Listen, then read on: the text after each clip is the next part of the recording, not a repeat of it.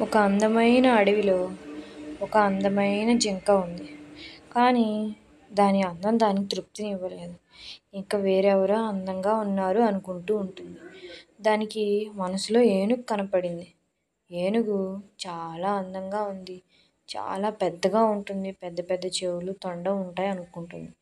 మరలా సింహం అడవికి రాజు కదా! నేను అడవికి రాజులాగా కూడా లేను అని కొంచెం సేపు బాధపడుతుంది. తర్వాత మరలా కనీసం ఒక నెమలిలాగా కూడా నాకు అంత అందమైన కనులు లేవు. దానిలాగా నేను పించము ఇప్పలేను అని చెప్పేసి బాధపడుతుంది. తర్వాత ఆ పచ్చని చిలుకలాగా కూడా నేను అందంగా లేనే. దాని ముక్కు చూడు ఎంత ఎర్రగా ముద్దుగా ఉందో అని కొంచెం సేపు బాధపడుతూ ఉంది. మరలా ఇదిగో ఈ కోయిలలాగా కనీసం నేను పాటలు కూడా పాడటం రాదు అని చెప్పేసి ఆ కోయిలతో కూడా పోల్చుకొని బాధపడుతూ ఉంది. తర్వాత అదిగో ఆ గిజిగాడి పిట్టలాగా నేను ఒక గూటిని కూడా కట్టలేకపోతున్నాను అని నేను కనీసం ఈ చిన్ని చేపలాగన్నా నేను నీళ్ళల్లో ఎక్కువసేపు కూడా ఉండలేను. ఇక నేను దేనికి నేను ఎందుకు పనికొస్తాను అనుకుంటూ తనను తానే విసిగించుకుంటూ తిట్టుకుంటూ మనసులో చాలా బాధపడిపోతూ ఉంటుంది. అలా బాధపడుతూ ఉన్నప్పుడే దేవుడు దాని మాటలు విని దీని గొప్పతనం ఏమిటో దీనికి చెప్పాలి అనిపించి ఒక్కొక్క జంతువుని దాని ఎదురుగా పంపిస్తూ ఉంది. అలా అడవిలో నడిచి వెళ్తూ ఉండగానే జింక దానికి ఏనుగు కనపడుతుంది. అబ్బా, నీ తొండం చూడు ఎంత బాగుందో అని అనుకుంటున్నావు కదా ఇందాక, కానీ నాకన్నా నువ్వే అందంగా ఉన్నావు. ఎంత ముద్దుగా ఉన్నావు చూడు. ఇంత శరీరం ఉన్న ఉపయోగం లేదు నాకు. తర్వాత సింహం వస్తుంది.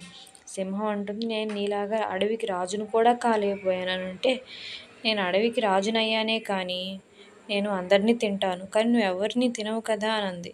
తర్వాత నెమలి వచ్చింది. నీలాగా నాకు పెద్ద పెద్ద కన్నులు కూడా లేవు అని అనుకుంటూ ఉండగానే, కానీ నాకు ఇన్ని కన్నులున్నా కానీ నీ 2 కళ్ళే చూడు ఎంత గుండ్రంగా ఎంత ముద్దుగా ఉన్నాయో. నా కన్నుల కన్నా నాకు నీ కన్నులే బాగా నచ్చాయని చెప్తుంది. తర్వాత చిలకమ్మ వచ్చి నువ్వే అందంగా ఉన్నావు నాకన్నా, ఎందుకంటే నాకు ముక్కు వంకర, కానీ నీకే వంక లేదు, అన్నీ అందంగా ఉన్నాయి అని చెప్పింది. తర్వాత కోయిలమ్మ వచ్చి నేను పాటలు బాగా పాడతానేమో కానీ నీ అంత అందంగా లేను కదా, నేను నల్లగా ఉంటాను. నువ్వు చూడు బంగారు రంగులో ముద్దుగా ఉన్నావు, అసలు మిలమిలా మెరిసిపోయే కాంతితో ఉన్నావు నువ్వు అని అంది. పైగా చంగుని ఎగురుతావు ఎటు పడితే అటు, నేను పైకి ఎగురుతానేమో కానీ నువ్వు కిందనే చంగుమంటూ ఎగురుతావు అని చెప్పేసి ఆ జింకను పొగిడింది. తర్వాత ఇంకొక పిట్ట వచ్చింది.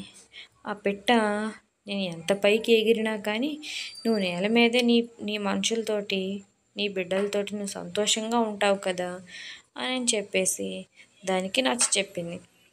నువ్వు ఎంతో సంతోషంగా ఉంటావు మీ వాళ్ళతోటి, మీ అమ్మ నాన్నలతో పరిగెడతావు. నువ్వు చిన్న బిడ్డగా ఉన్నప్పుడైతే మీ అమ్మ దగ్గరే కూర్చొని ఆడించుకుంటావు, పాలు తాగుతావు అని చెప్పింది. తర్వాత చేప వచ్చింది. చేప నాకు ఈ నీటి ప్రపంచం, నాకు ఇంకా వేరే ప్రపంచమే లేదు, కానీ నీకు అలా కాదు, నువ్వు ఎక్కడికైనా వెళ్ళగలవు, నీళ్ళల్లో ఉండగలవు, నేల మీద ఉండగలవు అని చెప్పింది. తర్వాత అన్ని జంతువులు ఒకేసారి వచ్చి ఇప్పుడు అర్థమైందా నువ్వు ఎంత అందంగా ఉంటావు అని చెప్పేసి ఆ జింకకు చెప్పేసరికి ఆ జింక పొంగిపోయింది. అవునా, నేను ఇంత అందంగా ఉంటానా అనేది మీరు చెప్పేంత వరకు నాకు తెలియదు అని అంది. పిల్లలు, మీరు కూడా ఎవరితోనన్నా పోల్చుకుంటారా? అలా పోల్చుకోకండి. ఎందుకంటే ఒకరిలో ఉండే అందం మరొకరిలో ఉండదు, ఒకరిలో ఉండే గొప్పతనం మరొకరిలో కనపడదు. అంచేత వాళ్ళు బాగున్నారు వీళ్ళు బాగున్నారు అని చెప్పేసి మీరు బాధపడకండి. ప్రతి ఒక్కరిలోనూ అందం ఉంటుంది. ఇతరులకు సాయం చేసే గుణం ఉంటే అది మనకు ఖచ్చితంగా అందమే అవుతుంది. మీరు అందరితో హ్యాపీగా ఉండండి, అందరూ మీతోటి హ్యాపీగా ఉంటారు. మీకు ఈ కథ నచ్చినట్లయితే like, share and subscribe please.